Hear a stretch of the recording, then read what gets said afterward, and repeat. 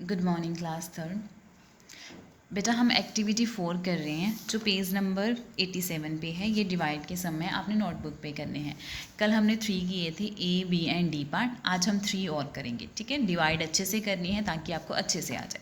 सबसे पहले अब हम इसका ई पार्ट ही कर लेते हैं। ये एक्टिविटी 4 है और पेज नंबर 87 पे सबसे पहले आपकी स्टेटमेंट है ABC। अब हम करेंगे डी पार्ट। 82 divide by 6। 82 को किसके साथ डिवाइड करना है? 6 के साथ। 82 को रखेंगे बीच में एंड 6 को क्या रखेंगे? बाहर। अब क्या है, सबसे पहले फर्स्ट डिजिट देखोगे। फर्स्ट डिजिट क्या बाहर वाले से बड़ा है? अगर बड़ा है तो आप फर्स्ट टर्म ही लोगे, अगर छोटा होगा तो फिर आप 2 टर्म्स लेते हो। अभी यहाँ पे बड़ा है क्योंकि 8 बड़ा है, 6 छोटा है, तो आपने फर्स्ट टर्म ही लेनी है। अब देखना है कि क्या 6 के टेबल पे 8 आता है? नो। 6 1 ज़ा 6, 6 2 ज़ा 12, उसमें तो 8 आया नहीं। लेकिन उससे छोटी टर्म कौन सी आ रही है 8 से? 6। वो कहाँ पे आता है? 6 1 ज़ा 6, तो हमने यहाँ पे लिख दिया 6। अब माइनस करेंगे, 8 में से 6 सब्ट्रैक्ट करें। 8 में से 6 सब्ट्रैक्ट करेंगे तो आंसर कितना आता है? 2। यहाँ पे आ गया 2। अब 2 क्या है? 6 से छोटा है, ये तो आएगा नहीं सी के टेबल पे, तो हमने नीचे क्या लेके आना है? 2। यहाँ पे अब क्या हो गया? 22। क्लियर? क्योंकि 2 छोटा था तो हमने नीचे से कौन सा डिजिट लेके आए? नीचे 2। अब देखना है कि क्या 6 के टेबल पे 22 जाता है? 6 के टेबल पे क्या आता है? 6 1 ज़ा 6, 6 2 ज़ा 12, 6 3 ज़ा 18, 6 4 ज़ा 24।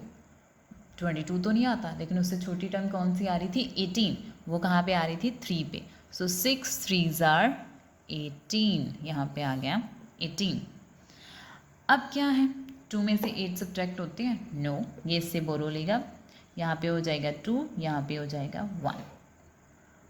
12 में से 8 सब्ट्रैक्ट किए 4, 1 में से 1 सब्ट्रैक्ट किए 0, तो ये हो गया आपका क्वोशंट एंड ये हो गया आपका रिमाइंडर। अगेन एक बार समझा रही हूँ।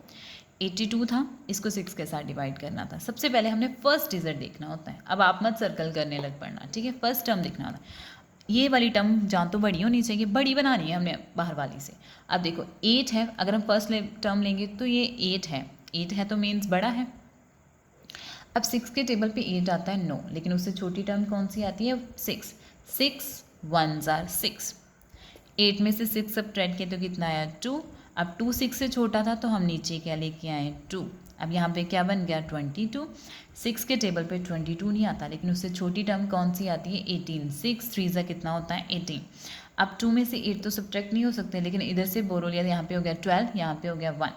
12 में से 8 सब्ट्रैक्ट किए तो क्या आ गया? 4। 1 में से 1 सब्ट्रैक्ट किए तो कितना आ गया? 0। क्लियर?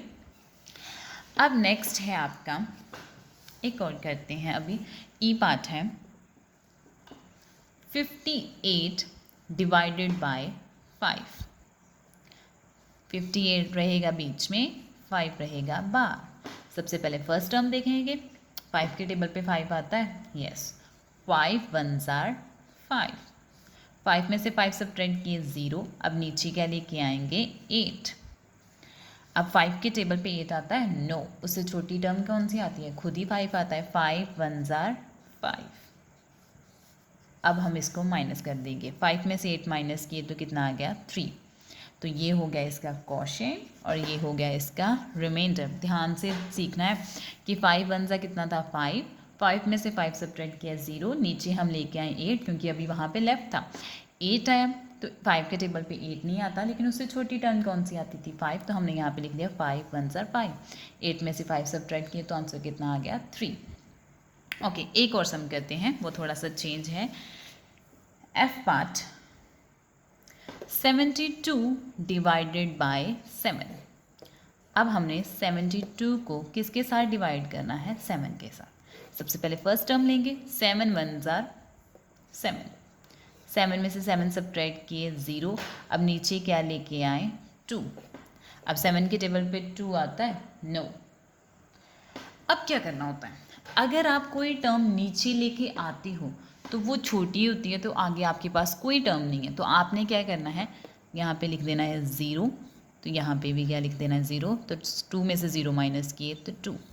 7 0 ज़ार 0, क्योंकि वो टर्म नहीं आती उसके टेबल पे, लेकिन हमारे पास लेफ्ट है।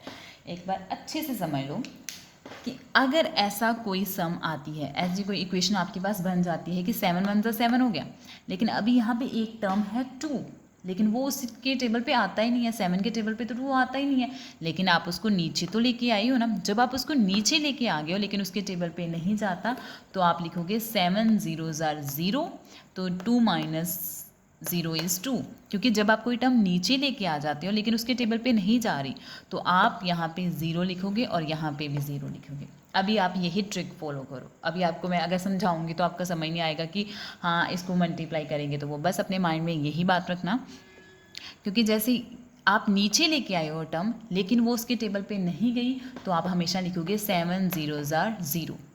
क्लियर? लेकिन ये अगर यहाँ पे कुछ और होता, वो उसके टेबल पे जाती लेकिन उससे छोटी या बड़ी होती है, छोटी होती फिर कोई और बात थी, लेकिन अब ये 2 7 से छोटा है, वो जाएगा ही नहीं, तो हमने यहाँ पे क्या लिख देना है 0। याद रखना हमेशा माइंड में कि अगर आप कोई टर्म नीचे लेके आते हो लेकिन वो 7 के टेबल पे बिल्कुल भी नहीं जाती, तो आपने यहाँ पे क्या ऐड करना है 0, यहाँ पे भी लिख देना है 0, फिर 2 में से 0 सब्ट्रैक्ट किए तो कितना आंसर आएगा, रिमाइंडर कितना आएगा 2, क्वेश्चन कितना आ गया 10। ये हो गया क्वेश्चन, ये हो गया रिमाइंडर। एक बार फिर समझा देती हूँ, अच्छे से समझ लो। हमारे पास था 72, हमने इसको 7 के साथ डिवाइड किया, 7 1 सा कितना हो गया 7, 7 में से 7 सब्ट्रैक्ट किया 0, नीचे क्या लेके आए 2।